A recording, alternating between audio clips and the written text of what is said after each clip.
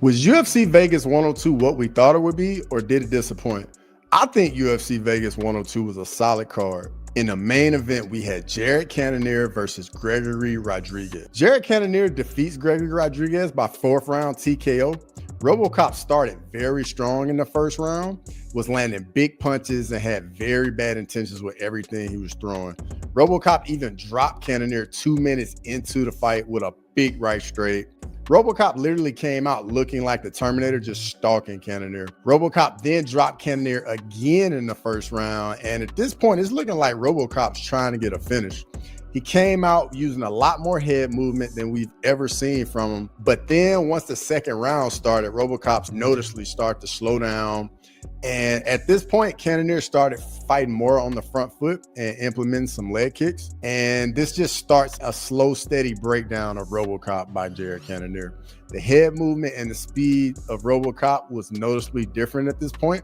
And this is just a clear example of a younger, inexperienced fighter being in uncharted territory and just having to learn on the fly. Cannonier weathered the storm very well in the first round. And as we know, this was RoboCop's first 5-round fight, and he's definitely going to learn how to manage his gas tank. But once the leg kick started adding up against RoboCop, he was just a stationary target and just wasn't thrown with the same intensity as he was in the first round. RoboCop had one last little spurt in the third round where he was offensive, but after that, he was pretty much done. Cannonier dropped him with a brutal elbow in round 3 and nearly got a finish, and RoboCop barely makes it to the bill. Round 4 comes out, Cannonier lands, and at this point, RoboCop doesn't want to be in there anymore. Cannonier just pours it on RoboCop. Dean jumps in, stops the fight, and it's a 4th round TKO win for Cannonier. Big respect to Cannonier for weathering the storm early and staying composed and getting the finish. What's up, everybody? Crossover MMA. Very thankful for you checking out the video. Now let's get back into it. In the co-main event, we had Kattar versus Youssef Zalal. Youssef Zalal defeats Kattar by unanimous decision. In the fight, we saw the difference of the older generation versus the new generation. Kattar was walking forward, looking to use his boxing, but Zalal was just using a lot of lateral movement, mixing the boxing with kickboxing and grappling. The difference in all these things never really allowed Kattar to get in a rhythm to use his boxing. Zalal just kept interrupting the beat with the boxing, the kicks, and the lateral movement, and Kattar just never could get settled. And then on top of it, Kattar just didn't do a good job of cutting off the octagon for Zalal and negate some of his movement, and was pretty much just following Youssef Zalal around the octagon. Youssef Zalal's speed and his movement was really the difference in this fight. All the movement just really frustrated Kattar, and you could visibly see it. This is the biggest win of Youssef Zalal's career, and now he'll be ranked on Tuesday. In the featured fight, we had Edmen Shahbazyan versus Budka. Edmen Shahbazyan wins by TKO in round 1. This fight lasted about 3 minutes. Both guys were filling each other out. Edmen Shahbazyan, you could tell, was starting to get Budka's timing down. And then next thing you know, Shahbazyan hit Budka with a beautiful pull counter, dropping Budka badly. Edmen Shahbazyan swarms him, gets the finish. This was a good win for Edmen Shahbazyan, gets him back in the win column. In the next fight, we had Ismael Bonfim versus Nazim Sadykhov. Nazim Sadykhov defeats Ismael Bonfim by doctor stoppage TKO. Both guys come out wasting no time, filling each other out. Bonfim is even getting the better of the exchanges overall, in my opinion. Bonfim appears to be the faster striker, but Sadykhov is still very much into this fight. Then Sadykhov lands a beautiful question mark kick, hurts Bonfim badly.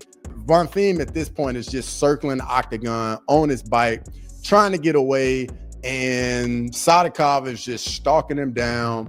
And at this point, Bonfim is just lucky to survive the round and make it out. At the end of the round, the doctor comes in the octagon, looks at Bonfim's face, asks him if he can see, and Bonfim says he can't see. And then at that point, the doctor stops the fight, and it's a TKO win for Nazim Sadykhov. In the next fight, we had Rodolfo Vieira versus Petroski. Petroski defeats Rodolfo Vieira by unanimous decision. In this matchup of two grapplers, Petroski proved just to be the better striker. Vieira really was just trying repeatedly to get the fight to the ground, but he just didn't have the wrestling to get the fight to the ground. And then it just played out with two grapplers being on the feet and just seeing who is the better striker. In my opinion, Petroski did a great job of keeping the fight on the feet and mixing up the strikes. Petroski's movement, takedown defense, and the striking was really the difference. This entire fight really just came down to where it took place. While Vieira has made strides in his striking, he still needs to work on it and make improvements. Where he's just at this point in his career, he's not really a legit threat on the feet right now. But it's a great win for Petroski. Called out Bo Nichols, so we'll see if that fight gets made at middleweight. Before we get into the prelim highlights, like the video, subscribe to the channel, ring the bell so you're notified whenever I drop any content. In the next fight, we have Jose Delgado versus Connor Matthews. Jose Delgado defeats Connor Matthews by first round TKO. Both guys come out and Connor Matthews was right on the pressure straight away. Delgado's on the back foot circling, landing some leg kicks, feigning, and both guys are just really feeling each other out. And then the next thing you know, Delgado blitzes in with a right straight, clipping Matthews on the chin, dropping him badly. Delgado swarms him and gets the TKO win. In the next fight, we have Gabriel Bonfim versus Chaos Williams. Gabriel Bonfim defeats Chaos Williams by Darce choke in the second round. Bonfim really showed some improvements in his striking. He was mixing in some crisp jabs with solid leg kicks and even was using a lot of feints.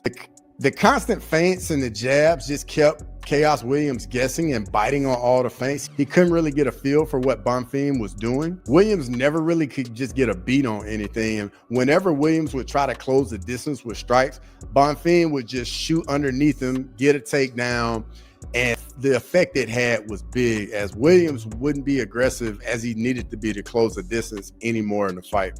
Bonfim then gets a takedown, about 30 seconds left in the round, goes for a Darce choke and puts Chaos Williams to sleep. Like when they showed the replay and then they showed Chaos Williams, he, like, you could tell he just was not there. Once Bonfim got the fight to the ground, it was a wrap. I'm definitely curious to see what improvements Bonfim adds to his game going forward, and just seeing, you know, who his next fight's going to be and where he's going to go from here. In the next fight, we had Dontel Mays versus Walter Walker. Walter Walker defeats Dontel Mays in the first round by heel hook. Walter Walker comes out and literally 20 seconds into the fight gets the takedown, lands on top in half guard, and then next thing you know, he goes for a heel hook, locks it up. Dontel Mays struggles for a couple seconds and then taps, and Walter Walker gets the submission win. If you made it this far in the video, I really appreciate it. Be on the lookout for my UFC Seattle breakdown video. Questions, comments, feedback is always welcome. And as always, until next time.